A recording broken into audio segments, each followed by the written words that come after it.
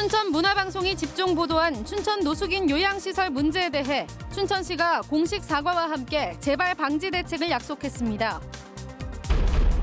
오는 14일 대학 수능일을 앞두고 긴장하고 있는 수험생들을 위해 교사들이 직접 만든 노래를 불러주는 등 곳곳에서 응원 물결이 이어지고 있습니다.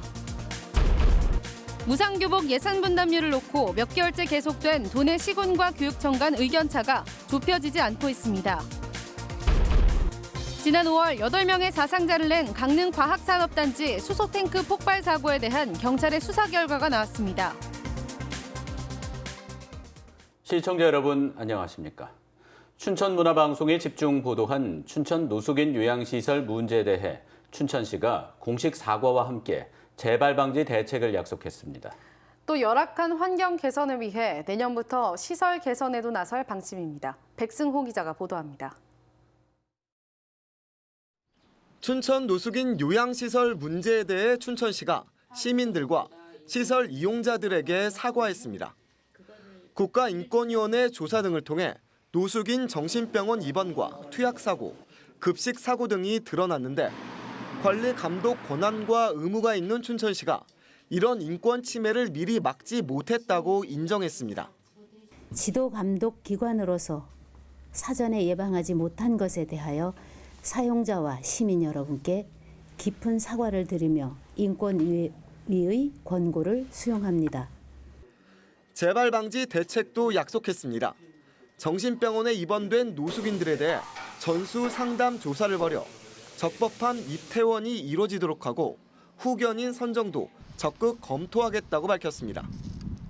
또 당시 시설 담당 공무원에게는 사실관계를 확인해 그에 상응하는 인사조치를 할 계획입니다. 앞으로 해당 종교단체 시설 운영을 계속 맡길지 여부는 입소인 생활 안정과 법적 관계를 고려해 결정하겠다고 밝혔습니다. 입소인들이 갑자기 어떻게 바뀌어지는 환경이나 이런 거에 대해서도 좀 더 예고를 하고 이런 기간이 필요하지 않나 이런 생각들을 저희는 하고 있습니다. 춘천시는 노숙인 요양시설의 시설 개선에도 나서기로 했습니다. 이번 문제의 원인이 열악한 시설 환경에도 있다며 모두 90억 원을 들여 내년부터 시설 증개축을 추진합니다. 또 치유농장과 재활시설 등을 조성해 노숙인들이 고립된 삶을 보내지 않도록 지원하겠다고 밝혔습니다. MBC 뉴스 백수호입니다. 다음 주 목요일인 14일이 대학 수능 시험 날입니다. 이제 정말 며칠 남지 않았습니다. 긴장하고 있는 수험생들을 위해 교사들이 직접 만든 노래를 불러주는가 하면 곳곳에서 응원 물결이 이어지고 있습니다. 허주희 기자입니다. 수능을 앞둔 고3 교실. 시험 당일 긴장감을 낮추기 위해 실제 시험장에서 듣게 될 안내 방송이 흘러나옵니다. 제2교시 준비령입니다. 수험생들은 이제 마무리 학습을 하면서 다시 한번 각오를 다집니다. 떨리는 순간이지만 역설적으로 지금이 가장 제 꿈과 가장 맞닿아 있는 순간이라고 생각합니다. 그래서 이 시간이 끝나면 언젠가는 지금이 가장 제가 아끼는 시절이 될 수 있을 것 같고 이렇게 인생의 전환점에 선 제자들을 응원하기 위해 선생님들이 노래 선물을 보냈습니다. 꽃이란 제목으로 현직 교사들이 작사, 작곡도 하고 뮤직비디오까지 만들었습니다. 수년간 고3 담임을 했던 경험이 노랫말에 담겼습니다. 수능 등급이 전부가 아니다. 그 학생을 전부 말해주지 않는다라는 마음을 가지고 좀 포기하지 않고 늘 언제나 열심히 현재를 즐겼으면 좋겠습니다. 5명의 선생님이 부르는 노래와 수험생들의 힘겨운 일상이 교차하면서 수험생들에게 위로와 격려의 마음을 전합니다. 이 노래를 듣고 우리 학생들이 힘을 얻고 힐링할 수 있고 수능이라는 큰 관문 앞에서 더 화이팅할 수 있도록 작은 선물이 되었으면 좋겠습니다. 합격을 꿈꾸는 이들에게라는 부제를 단 이 응원곡은 음원 제공 사이트와 유튜브를 통해 무료 배포됐습니다. 도내 18개 시군 교직원들도 응원의 메시지를 보냈습니다. 대형 현수막을 걸면서 수험생들이 긴장하지 않고 자신의 실력을 최대한 발휘하기를 기원합니다. 이제 수능 시험까지는 일주일 남짓. 진학 담당 교사들은 불안한 마음에 지금 인터넷에서 유포되는 새로운 유형의 사설 문제지를 풀지 말고 올해 치렀던 모의고사와 기출문제 중에서 틀린 문제를 다시 확인해 더 이상 실수하지 않는 것이 중요하다고 조언합니다. MBC 뉴스 허주입니다. 지난 5월 8명의 사상자를 낸 강릉과학산업단지 수소탱크 폭발 사고에 대한 경찰의 수사 결과가 나왔습니다. 경찰은 설계와 제조, 관리 과정에서 과실이 있는 것으로 보고 1명은 구속, 9명은 불구속 기소 의견으로 검찰에 송치하기로 했습니다. 배연환 기자가 보도합니다. 지난 5월 강릉과학산업단지에 있던 수소탱크가 엄청난 굉음과 함께 폭발했습니다. 이 사고로 공장을 견학하던 2명이 숨지고 6명이 다쳤고 강원도 추산 340억 원의 재산 피해가 발생했습니다. 강릉경찰서의 수사 결과 수소탱크 폭발 사고는 설계부터 관리까지 문제가 있었던 것으로 드러났습니다. 경찰은 관련 기관과 업체 직원 10명을 업무상 과실치사상 혐의로 입건한 가운데 1명을 구속하고 9명은 불구속 기소 의견으로 검찰에 넘기기로 했습니다. 또 국립과학수사연구원 감정 결과 등을 토대로 분석한 결과 수소탱크로 산소가 폭발 범위인 6% 이상 유입된 상태에서 화학적 폭발이 일어났다고 설명했습니다. 물에서 수소를 분리하는 수전의 시설 설계 도면에 안전장치가 없었고 제조업체도 이 문제를 발견하지 못했으며 관리 과정에서도 점검 사항을 제대로 검사하지 않았다는 겁니다. 즉 안전장치 없이 시험 가동에 들어가 400여 시간 만에 폭발 사고가 발생했습니다. 경찰은 수사 과정에서 드러난 안전관리 문제점을 관련 기관에 통보하고 법령과 제도 개선을 건의할 예정입니다. MBC 뉴스 배현환입니다. 원주 기업도시는 일반 택지나 산업단지와 달리 자급자족형 도시 형태로 조성됐습니다. 지역 경제에 적지 않은 영향을 주고 있는데요. 지금까지의 변화와 앞으로의 과제를 짚어봤습니다. 김진아 기자입니다. 기업 도시가 지역 경제에 미친 가장 큰 영향은 고용 창출과 인구 유입입니다. 당초 기대와 달리 업체 직접 고용 인원은 4,000명 수준에 그치고 있지만 상가 등 전체 기업 도시를 따지면 향후 2만 명 수준에 달할 것으로 기대됩니다. 원주 이전 후에 약 200명의 직원을 원주 지역에서 신규로 채용하였고 약 50명의 직원이 다른 지역으로부터 원주로 이전하게 되었습니다. 3천여 명 수준이던 지정면 인구는 1년 반 만에 19,000여 명으로 급증해 6번째로 인구가 많은 지역으로 성장했고 원주가 아닌 타 시도에서 전입한 인구가 30%를 차지해 4,800명의 인구 유입 효과를 봤습니다. 22개 기업과 6,200여 세대가 입주를 마치면서 지난 3년간 666억 6천만 원의 세수입도 발생했습니다. 공공기관 위주인데다 기존 도심과 접해 있는 혁신도시와 달리 도심과 떨어진 자족도시 성격으로 소비가 도시 안에서 소화되다 보니 상경기 기대감도 높습니다. 외부하고 연결되지 않고 그 자체만으로 상권이 있고 더구나 상가가 혁신도시만큼 많지가 않아요. 지금 혁신도시 같은 경우 한 53% 정도 공실이 있거든요. 근데 그에 비해서 기업도시 상권은 괜찮아요.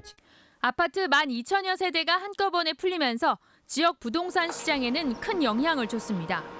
공급 과잉에 정부 대출 규제까지 맞물려 아파트 가격 하락을 주도했고 도심 원룸 주택의 공동화 현상도 계속되고 있습니다. 반면 도심보다 저렴한 가격에 젊은 층의 기업 도시 유입이 증가했고 내 집 마련의 기회가 확대된 긍정적 면도 있습니다. 전월세는 물량이 많이 딸리는 편입니다. 보증금이 일단 저렴하다 보니까 시내권에서 젊은 분들이 유입되고 있는 상황입니다. 한꺼번에 인구 2만 명이 몰렸지만 생활 인프라 속도는 따라가지 못하면서 콩나물 교실과 원거리 통학이 이어지고 있고 출퇴근 시간 극심한 병목 현상과 대중교통 불편, 공공시설 미비도 조속히 해결해야 할 과제입니다. 또 당초 목적대로 의료 특화 도시를 기반으로 한 중부 내륙 거점 도시로의 성장을 위해선 산업 개편도 시급하다는 지적도 나오고 있습니다. 기존에 구축된 의료기기 인프라에 디지털 헬스케어 같은 서비스 산업이 접목돼야 기업 도시의 경제적 파급 효과를 극대화할 수 있다는 겁니다. 헬스케어 서비스로 진화가 되어야 됩니다. 그래서 제조업과 서비스업이 같이 융합된 형태로 발전돼 나가야지만 지역 파급 효과가 커질 거라고 생각합니다. 또 저출산 고령화 시대에 원주가 50만 인구로 도약하려면 기업 도시의 젊은 층을 끌어들일 수 있는 미래지향적 산업 기반 구축의 필요성도 제기되고 있습니다. MBC 뉴스 김진아입니다.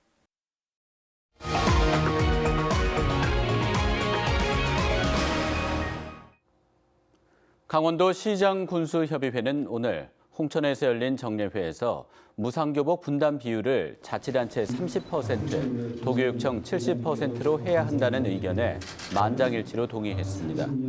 강원도 의회는 교복비 분담 비율을 자치단체 40%, 도교육청 60%로 권고한 바 있습니다. 합의점을 찾지 못하면 관련 조례안이 없는 춘천, 원주, 강릉, 고성, 동해 등 5개 시군 학생들은 내년에 교복 지원을 받을 수 없습니다. 협의회는 금강산 관광을 하루빨리 재개할 것을 촉구하는 결의문도 채택했습니다. 공직선거법 위반 혐의로 재판을 받아온 조인묵 양구군수의 대법원 상고심이 오는 15일로 잡혔습니다. 상고심을 앞두고 있는 춘천, 고성, 양양, 화천, 양구 등 5개 지역이 자치단체장 가운데 가장 빨리 선고 일정이 정해졌습니다. 대법원 재판부는 지난달 17일 조 군수의 상고 이유 등 법리 검토를 개시한 지 한 달이 안 된 이날을 선고 기일로 잡았습니다. 제2경춘국도 건설을 가늠할 KDI의 적정성 검토가 이르면 이달 말쯤 나올 전망입니다.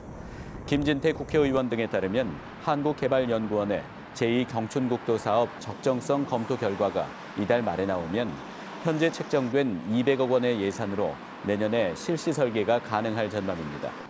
제2경춘국도는 남양주 화도읍 금남리에서 춘천시 서면 당림리까지 33km 구간을 4차로로 연결하는 사업으로 1조 원의 사업비가 투입됩니다.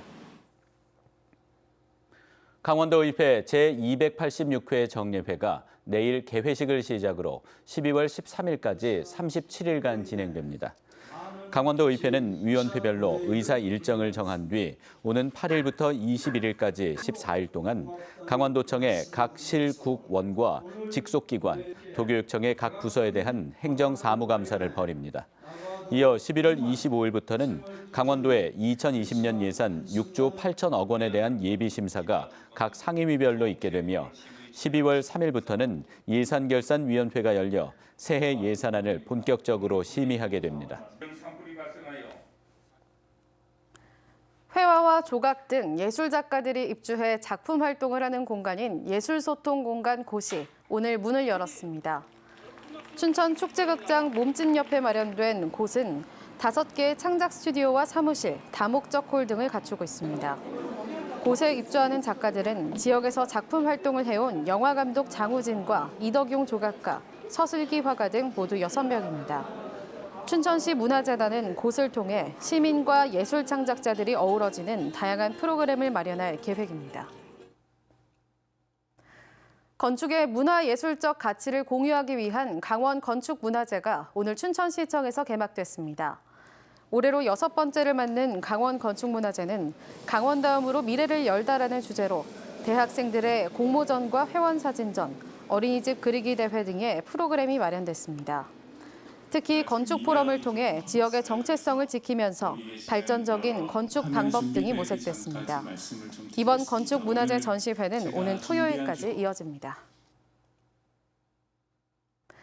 강원국제예술제가 오는 19일부터 다음 달 3일까지 보름 동안 홍천 옛탄약정비공장과 홍천미술관에서 열립니다. 탄약정비공장에서는 14명의 작가의 80여 점 회화와 조각품이 전시되는데 군사시설을 문화예술화한다는 의도가 있습니다. 홍천미술관에서는 박수근 화백 등 7명의 화가의 작품이 전시됩니다.